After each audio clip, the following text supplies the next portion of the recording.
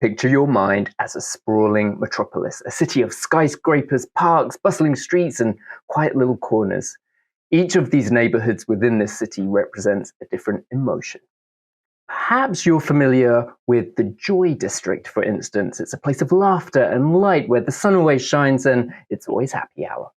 Maybe you are more likely to hang out in the Calm Quarter, a serene neighborhood filled with tranquil parks and tree-lined streets.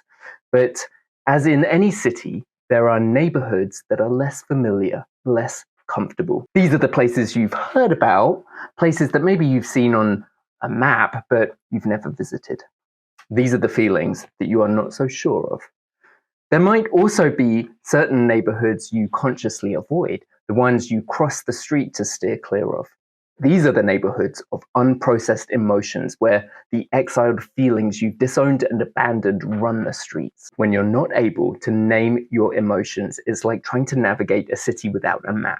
You might stumble on some interesting places, sure, but most likely you'll end up lost, and even worse, in the dodgy end of town at 3 o'clock in the morning on a Saturday night with no power left in your cell phone. In this video, I'm going to explain why we need to know our feelings and name them, what happens when we don't know what we're feeling, and I'm going to give you 6 reasons why we might not know what we're feeling right away.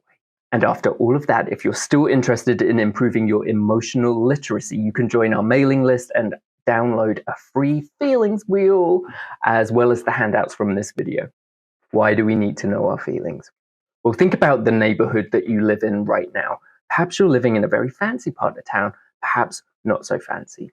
Either way, I think you could think of something that your neighborhood needs. So I'm in the middle of Los Angeles here, and it desperately needs better public transport. Life would just be so much easier if you could jump on a metro and go from one side of town to the other without sitting in traffic. Now, other neighborhoods that you might live in might need more green spaces, more investment in infrastructure. Every neighborhood in a city has its own unique needs and demands, and so does every emotion within us. So the emotion of sadness might have a need of seeking comfort and understanding with someone. Anger might need an apology from someone or for you to reassert a boundary. Joy might be a feeling that needs to be shared and celebrated because it's that feeling that brings about connection and social interactions. Feelings have needs attached to them, and sometimes the only way you can really move through feelings or to let them pass is to understand their unique needs and work with them to meet their requirements. When we ignore an emotion, it's like ignoring a neighborhood's needs. The problems don't go away, they just get worse. But when we pay attention to our emotions, when we take the time to understand what they need and we meet these needs, then we can create a balanced, thriving inner world. Let's look at my buddy Jim, a hardworking software engineer who had always been the type to keep his nose to the grindstone. At his new job, his colleagues were rapidly coming to respect him for his work ethic. However, every Friday evening, as his colleagues left for their weekly outing to the local bar, Jim would find himself alone in the office feeling bitter and angry. Now, at first, Jim brushed these feelings aside, attributing them to his colleagues simply forgetting to invite him to the bar, knowing that he could probably join them and no one would raise an eyebrow. But as the weeks turned into months, his resentment built. Logically, he knew it was an open invite, that he didn't really need a direct invite, but emotionally it wasn't quite so simple. So Jim decided to bring this up with his therapist, and with some help, he tried to put a name to the emotions that were gnawing away at him. He sifted through his feelings, trying to understand the root of this discomfort, and sure, there was a little bit of anger there, but that wasn't quite right. There was some sadness too, sure, but that was only part of the equation. The way that Jim was able to help name his feelings was with the help of a feelings wheel, just like this. And you can download this one if you like the look of it on my website, but there's plenty of others online. When you're using a feelings wheel, you start in the middle and work your way out. Now, the reasoning of that is most of us know if we're feeling mad, sad, or glad, or scared. And as you work your way out towards the outer layers, the feeling words get more nuanced. And after some introspection, Jim found the words that perfectly encapsulated his feelings were excluded and neglected. It was a total revelation to him. And he realized naming his feelings gave him this sense of clarity. And he realized his reaction wasn't just about being left out of after-work drinks. It was a deep-seated fear of being overlooked, undervalued, and a fear that not just showed up in his professional life, but also his personal relationships. And that it started a very long time ago in his family. Now, to be clear, naming his feelings didn't magically solve all of his problems, but it gave him a starting point to understand and manage what was going on for him.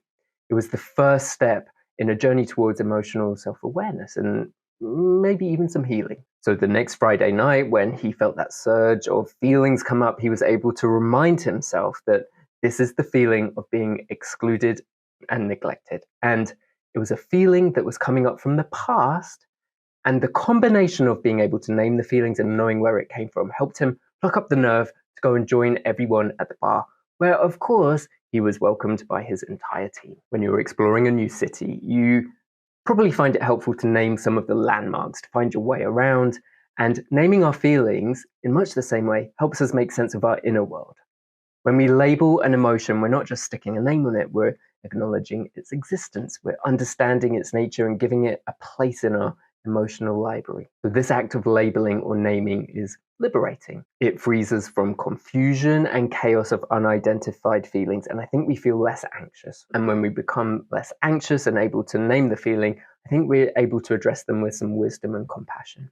So the next time you find yourself in the grip of a strong emotion, remember, name it to tame it, or label it to liberate it.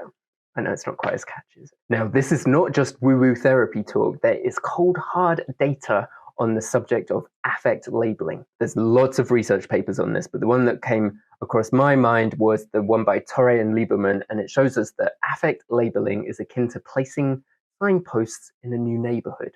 Identifying and labeling emotions can reduce the intensity of negative emotional experiences. It's a lot like feeling less anxious or less intimidated when you understand the layout of a new city. If you've watched any of my other videos, you might know that I'm into this idea that we have a feelings part of our brain and a thinking parts of our brain.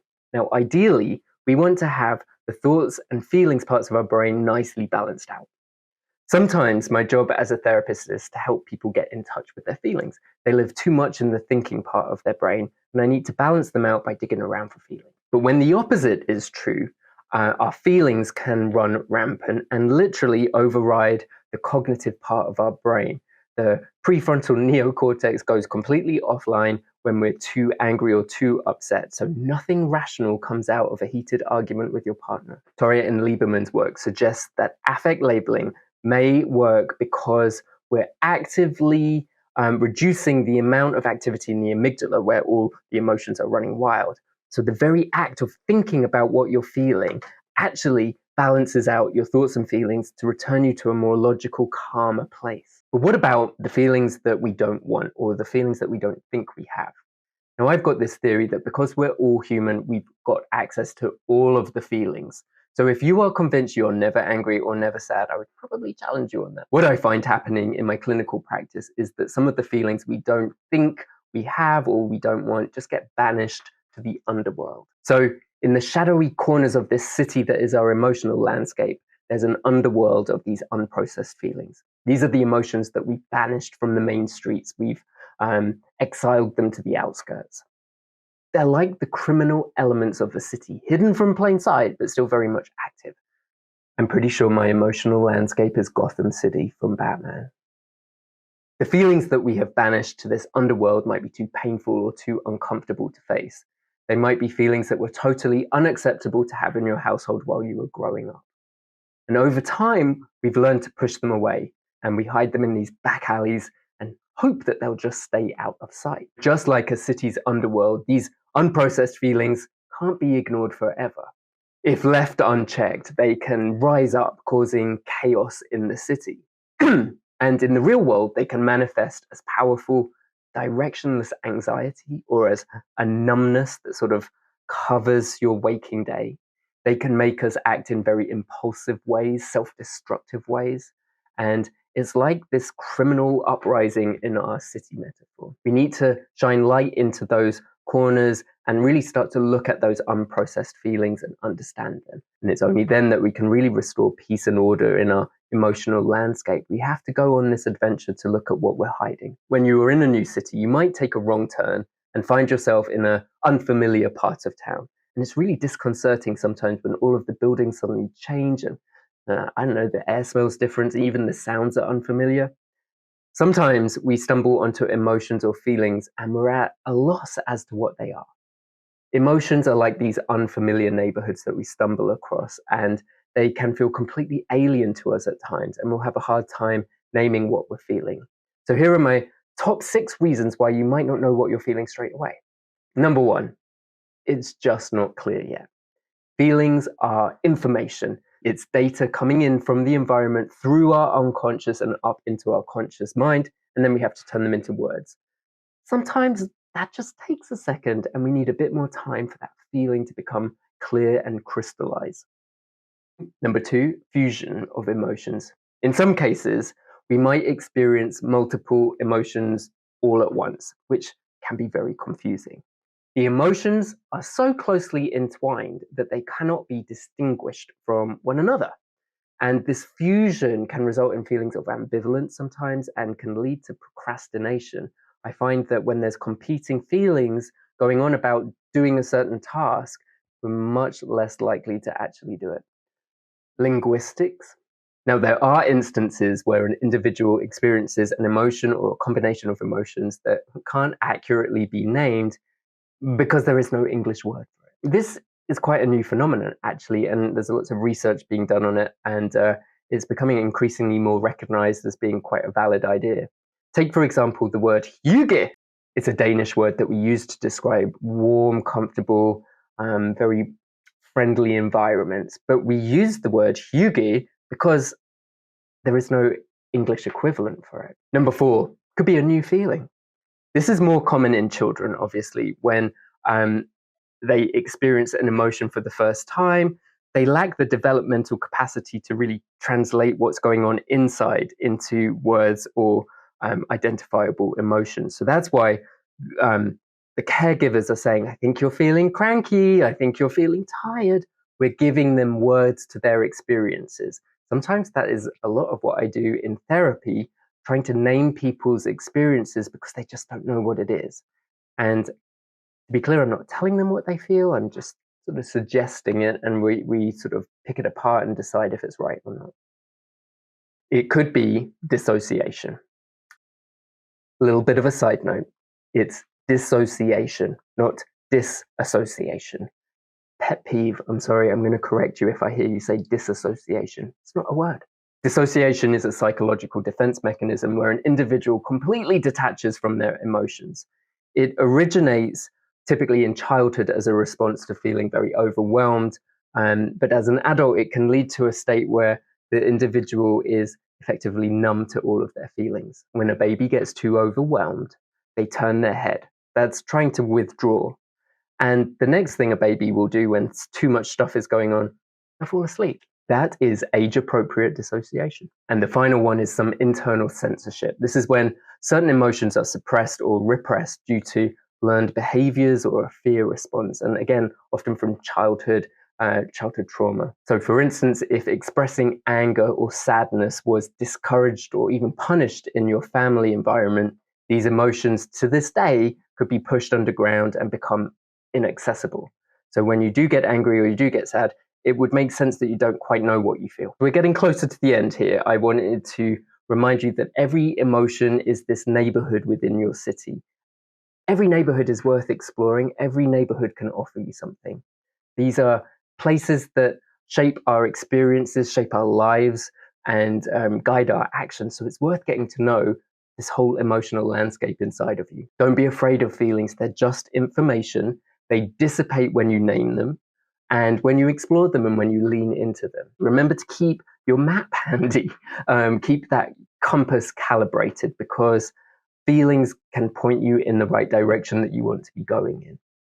With the right tools and a little bit of courage, I think you can navigate any neighborhood, no matter how unfamiliar or new it is. When you know your feelings and you're able to have thoughts about your feelings and feelings about your thoughts, we live a more balanced life with more choice. And I tend to find that people are happier when we've got choices. You can download your free feelings wheel, the link is below, and sign up for our mailing list, and I'll keep you informed of more freebies, more feelings, all kinds of good stuff.